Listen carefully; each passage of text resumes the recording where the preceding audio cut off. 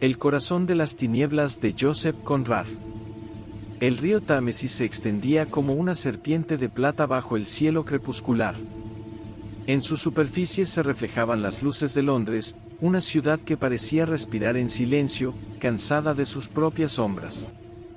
Sobre la cubierta del barco Nelly, un grupo de hombres aguardaba el cambio de la marea.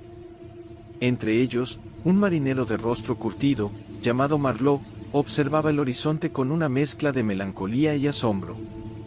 Era un hombre nacido para los caminos del mar, pero esa noche sus palabras navegarían por las aguas de la memoria. No siempre fui un aventurero, comenzó. Pero hubo un río en un mapa, una línea que se internaba en el corazón oscuro de África. No pude resistirme. Sus compañeros lo escuchaban atentos mientras el viento agitaba las velas. Marlowe relató cómo, impulsado por el deseo de explorar lo desconocido, consiguió empleo como capitán de un barco de vapor perteneciente a una compañía comercial belga. Su misión era navegar por el gran río Congo para llegar a un remoto puesto colonial y traer de regreso a un hombre llamado Kurtz, un agente cuya reputación se había vuelto casi legendaria. Desde el momento en que partió hacia África, Marlowe sintió que se adentraba en otro mundo. Los mapas, antes llenos de color y promesas, se transformaron en símbolos de codicia y desolación. En el puerto de desembarco, las costas africanas lo recibieron con un aire sofocante y un silencio que dolía. La luz era tan blanca que parecía devorar los contornos del paisaje, y los hombres, blancos y negros, se movían como sombras agotadas. El primer contacto con la estación exterior de la compañía le reveló la brutalidad del colonialismo. Vio a los nativos encadenados, utilizados para construir carreteras y cargar mercancías. Muchos caían exhaustos, y sus cuerpos eran arrastrados a fosas improvisadas. Marlowe, que había creído ir en busca de civilización y progreso, comprendió que el verdadero salvajismo estaba en los corazones de quienes decían llevar la luz. No había orden, ni propósito, contó. Solo el eco de las órdenes y el resplandor del sol sobre la destrucción. Mientras esperaba el barco que debía comandar, conoció a un contable de traje inmaculado que hablaba con orgullo de Kurtz, describiéndolo como un genio del comercio y un hombre destinado a grandes cosas. Aquel nombre comenzó a resonar en la mente de Marlowe como un canto hipnótico, una promesa y una advertencia al mismo tiempo. Después de semanas de penurias, Marlowe finalmente fue asignado a su barco, un viejo vapor deteriorado que debía ser reparado. La jungla lo observaba desde las orillas, densa y viva, con una presencia que parecía consciente. Cada sonido, el zumbido de los insectos, los golpes lejanos de los tambores, le recordaba que había entrado en un territorio donde las leyes humanas se desvanecían. Cuando por fin emprendió su travesía río arriba, el viaje se convirtió en una lucha constante contra la naturaleza. Las corrientes eran traicioneras, los bancos de arena surgían sin aviso, y la selva, con su espesura insondable, parecía querer tragarse al barco y a su tripulación.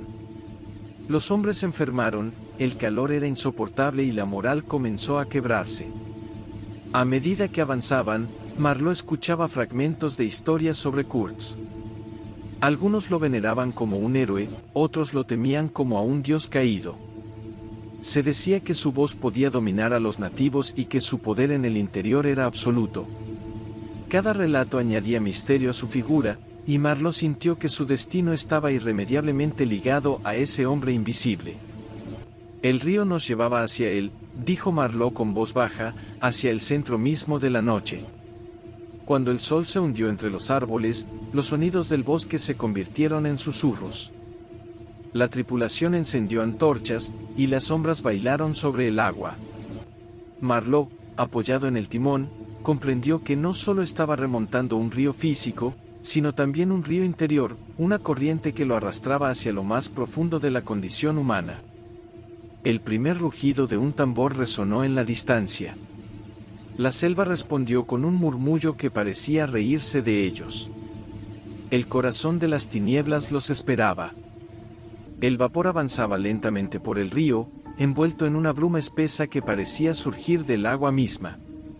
El sol apenas se filtraba entre las copas de los árboles, y la selva se erguía a ambos lados, viva, observante, impenetrable. Marlowe mantenía la mirada fija en el cauce, mientras la tripulación, compuesta en su mayoría por nativos, trabajaba en silencio. Cada remo que se hundía en el agua producía un sonido hueco, como si el río latiera con su propio corazón. El silencio se volvió parte del viaje. A veces se rompía con los rugidos de animales invisibles o con los tambores que resonaban a lo lejos, como si la selva misma enviara señales. La sensación de aislamiento era total. Marlowe comenzó a comprender que se hallaba en un territorio donde la lógica del mundo civilizado no tenía poder. A medida que el vapor se adentraba en el interior, los signos de destrucción se hacían más evidentes: aldeas abandonadas, chozas quemadas, árboles arrancados. Los hombres del barco murmuraban entre sí, y algunos se negaban a continuar. El aire olía a humedad y a miedo. Una tarde, la embarcación encalló en un banco de arena. Mientras la reparaban, Marlowe halló en la cabina una libreta vieja cubierta de barro. Pertenecía a un agente anterior, tal vez un explorador olvidado. En sus páginas, escritas con tinta desvaída, había frases confusas: la niebla no deja ver el alma del río, los ojos en la oscuridad observan. En la última hoja, un trazo torcido decía simplemente: Kurtz lo sabe. Aquellas palabras lo inquietaron. ¿Qué sabía Kurtz? ¿Qué había encontrado en el fondo de ese infierno verde? Tras días de esfuerzo, el barco logró liberarse y continuar. Pero el ambiente había cambiado. Los hombres temblaban cuando el viento soplaba entre los árboles, y las noches eran interminables. Una madrugada, el grito de un timonel rompió la calma. Desde la orilla, lanzas de madera volaron hacia ellos. El vapor respondió con disparos. La selva rugió. Cuando el humo se disipó, varios nativos yacían muertos, y uno de los tripulantes se desangraba junto al motor. Marlowe lo cubrió con un paño y apartó la vista. La muerte se había vuelto parte del paisaje. Y en medio del silencio que siguió, algo dentro de él comenzó a quebrarse. El ataque los convenció de que se acercaban al dominio de Kurtz.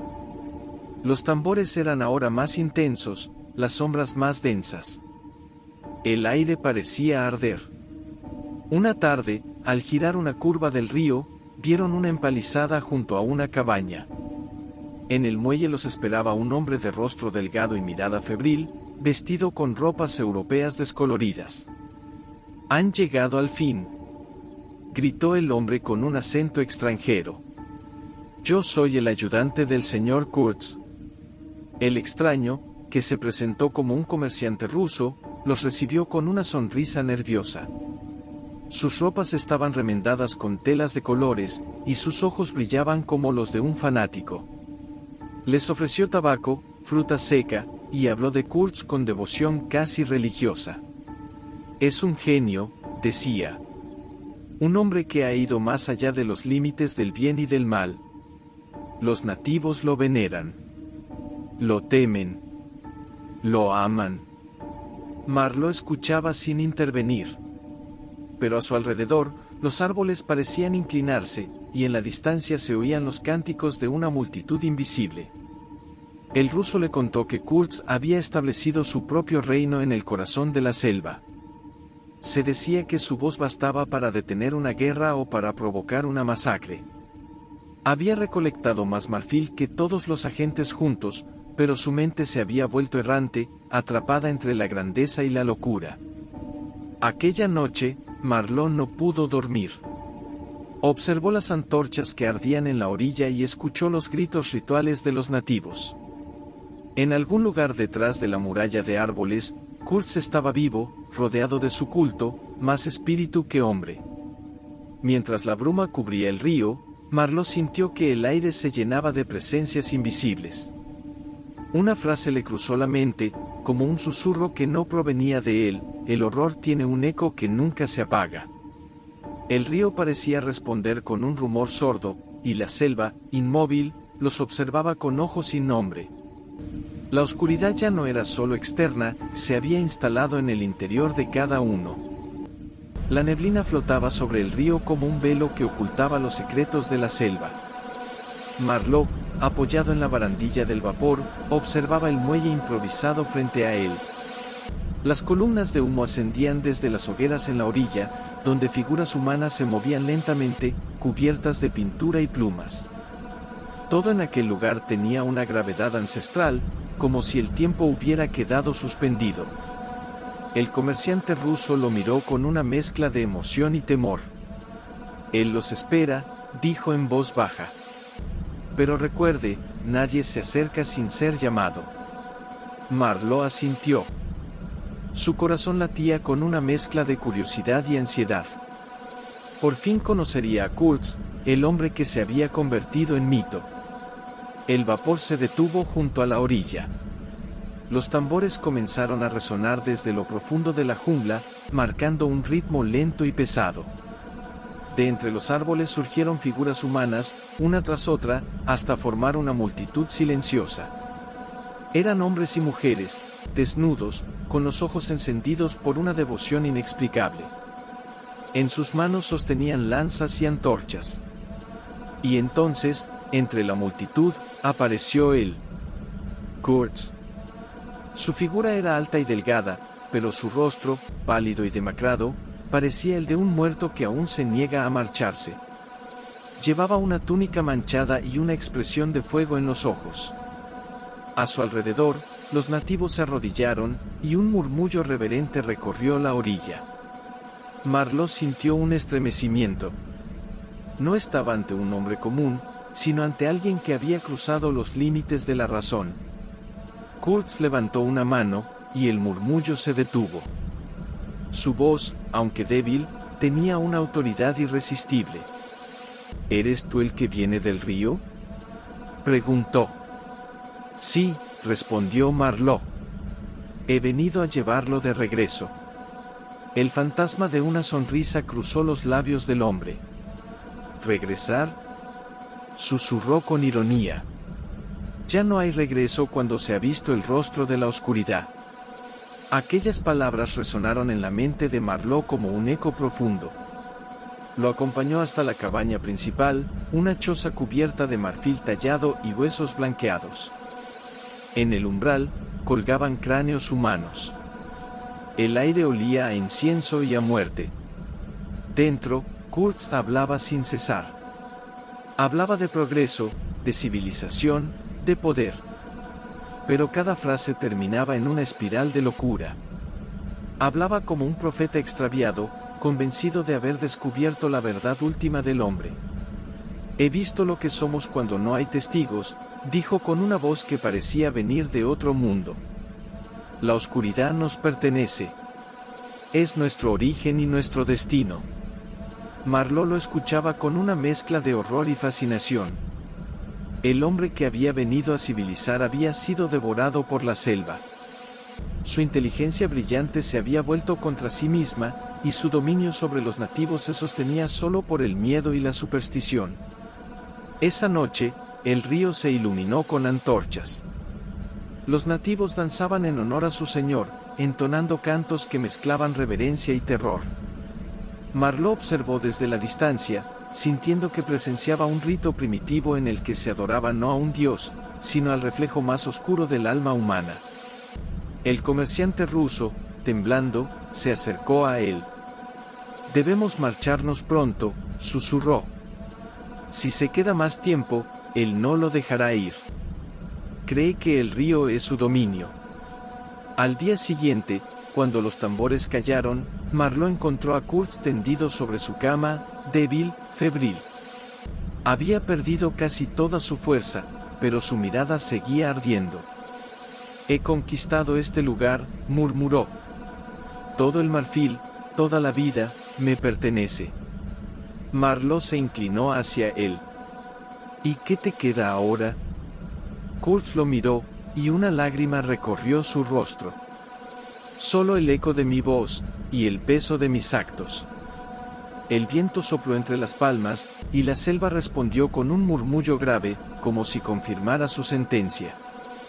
El señor del marfil había alcanzado la cima de su ambición, solo para descubrir que el trono que había construido estaba hecho de sombras. El barco estaba listo para partir. Marlowe sabía que debía llevárselo de aquel infierno. Pero mientras observaba los ídolos de marfil que decoraban la choza, comprendió que el alma de Kurtz ya no pertenecía al mundo de los vivos. El corazón de las tinieblas lo había reclamado. La embarcación de Marlowe avanzaba río arriba entre bancos de niebla y un silencio que parecía vivo. La selva, cada vez más espesa, se cerraba sobre ellos como un monstruo que los devoraba lentamente. Las sombras jugaban entre los árboles, proyectando figuras imposibles, mientras los tambores de las aldeas cercanas golpeaban un ritmo lejano, ancestral, que hablaba de presencias ocultas.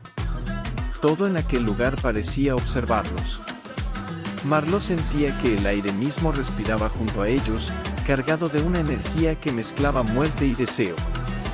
El barco se internaba hacia la última estación del Congo, la que dirigía Kurtz. Nadie sabía con certeza si seguía vivo. Los rumores hablaban de un hombre que había dejado de pertenecer al mundo de los hombres, un espíritu poseído por la selva. Marlowe, aún sin conocerlo, sentía su influencia. Cada palabra sobre él resonaba como una advertencia. Los africanos que remaban en la cubierta se persignaban cuando escuchaban su nombre, como si invocarlo atrajera desgracia. Una mañana, el silencio se quebró. Desde la bruma surgieron flechas que silbaron como insectos furiosos. La tripulación se agachó mientras las lanzas se clavaban en la madera del barco. El jefe de mecánicos cayó herido, su sangre tiñendo las aguas. Marlowe, en medio del caos, ordenó continuar sin detenerse. No podían retroceder. La selva los desafiaba, probando su resistencia. Tras horas de tensión, el fuego enemigo cesó, y la niebla se levantó lentamente, revelando un paisaje sepulcral, chozas abandonadas, ídolos de barro y cráneos blanqueados que decoraban estacas como trofeos. Cuando al fin divisaron la estación central de Kurtz, un aire fúnebre envolvía el lugar. No había guardias, ni señales de vida. Los árboles parecían custodiar ruinas de un templo profanado. De las sombras emergió un hombre delgado, con el rostro manchado de tierra y los ojos ardientes de fiebre. Era el ayudante ruso, un joven de mirada delirante que los recibió con una sonrisa nerviosa. Dijo que Kurtz seguía vivo, aunque no por mucho tiempo. Hablaba de él como de un profeta. El ruso relató que Kurtz había construido su propio reino. Los nativos lo veneraban como a un dios, y él los gobernaba mediante la fuerza y la fascinación. Había acumulado cantidades inmensas de marfil, más que cualquier otro hombre en el Congo, y a cambio había perdido la razón. La selva lo reclamó, murmuró el ruso con una mezcla de miedo y devoción. Él miró dentro de su alma, y lo que vio lo cambió para siempre.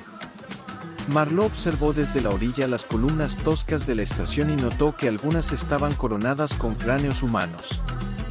Sintió una punzada en el pecho.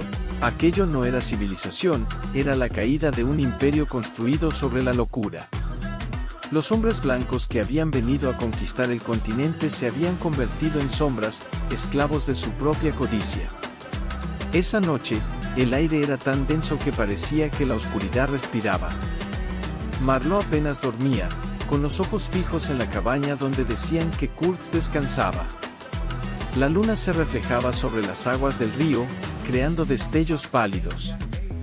De pronto, escuchó un lamento grave, un sonido que no parecía humano.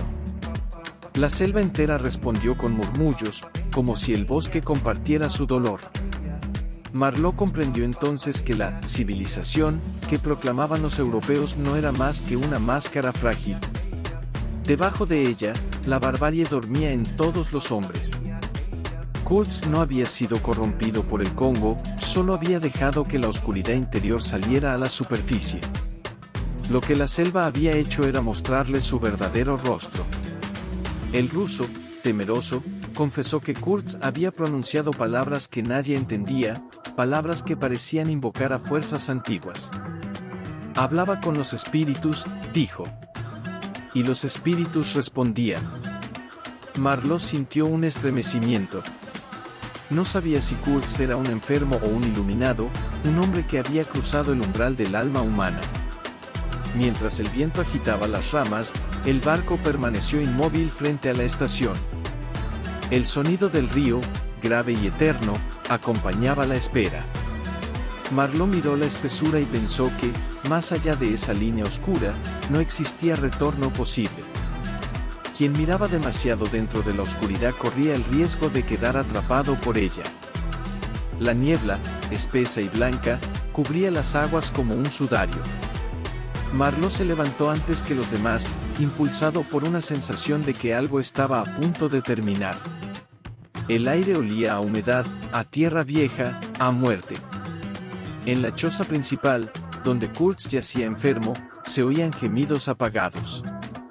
Cada sonido era una súplica, un eco de la mente que se desmoronaba. El ayudante ruso, con los ojos enrojecidos, le advirtió que Kurtz no resistiría mucho más. Su cuerpo se consumía, pero su voz seguía viva, dominando a todos los que lo escuchaban. Cuando Marlowe entró, lo encontró tendido en una cama improvisada, su rostro hundido entre sombras. Aún así, sus ojos ardían con una intensidad sobrenatural. En torno a él, los nativos esperaban en silencio, como si velaran a un rey. La selva parecía haberse detenido para presenciar aquel final. Kurtz habló con un hilo de voz, aunque cada palabra parecía tallada en piedra. Habló del imperio, de la ambición, del abismo que separa a los hombres de su propia humanidad.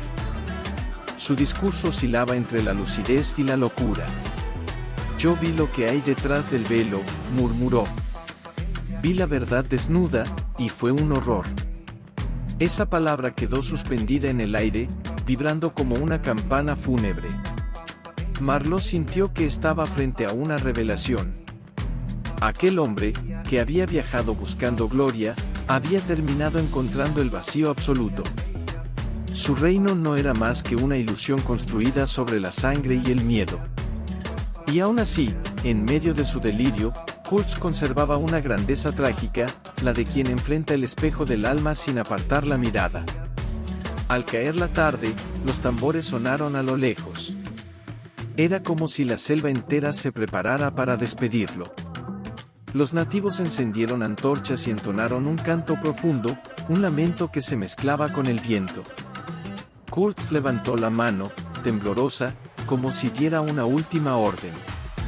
«Apagad las luces», susurró, «que la oscuridad hable por mí». Y con un último aliento, pronunció su sentencia: «El horror, el horror». Marlowe sintió que la vida abandonaba el cuerpo de aquel hombre. Por un instante, todo quedó en silencio. Ni los insectos se atrevieron a romper la calma. Luego, la selva pareció cerrar sus fauces sobre él, devorando su memoria. El ruso desapareció entre la espesura, temeroso de los europeos que vendrían a reclamar el cuerpo. Los nativos se dispersaron, dejando atrás su templo de cráneos y ceniza. El barco emprendió el viaje de regreso. El río, que antes parecía conducir al corazón de las tinieblas, ahora era un espejo que devolvía los fantasmas del pasado. Marlowe llevaba consigo los papeles de Kurtz, informes, cartas, fragmentos de ideas inconclusas. Entre ellos, halló un manuscrito donde Kurtz había escrito una frase al margen, casi borrada por el sudor: «Exterminad a todos los salvajes». Esa línea, tan breve y brutal, resumía el descenso del hombre a la barbarie. Durante semanas, el viaje de retorno fue un tránsito entre la vigilia y el sueño. Marlowe apenas hablaba. Había visto lo que la oscuridad podía hacer con el espíritu humano. Cuando por fin llegó a Europa, el mundo civilizado le pareció irreal, como una pintura sin vida. Las calles limpias, los rostros tranquilos, todo parecía una máscara que ocultaba la misma sombra que había conocido en el Congo. Tiempo después, visitó a la prometida de Kurtz, una mujer vestida de luto, de rostro sereno y voz melancólica. Ella creía que Kurtz había muerto como un héroe. Le pidió a Marlowe que le contara sus últimas palabras. Él la observó con compasión. Aquella mujer vivía dentro de una ilusión luminosa, y destruirla habría sido como apagar la última chispa de humanidad que le quedaba al mundo. Así que mintió. Le dijo que las últimas palabras de Kurtz fueron su nombre. Cuando salió de la casa, el atardecer teñía el cielo de un rojo oscuro. Marlowe caminó por las calles silenciosas, sintiendo que las sombras se alargaban detrás de él. Recordó el rostro de Kurtz, su mirada febril, su voz quebrada por el descubrimiento final. La oscuridad no estaba en la selva, pensó, sino dentro de cada hombre. El horror que había visto no pertenecía al Congo, sino al alma humana. El río del recuerdo siguió fluyendo en su mente, eterno y silencioso. Y en su murmullo, Marlowe creyó escuchar la voz de Kurtz, repitiendo desde el abismo, el horror, el horror. Suscríbete a mi canal para subir más contenido. Gracias.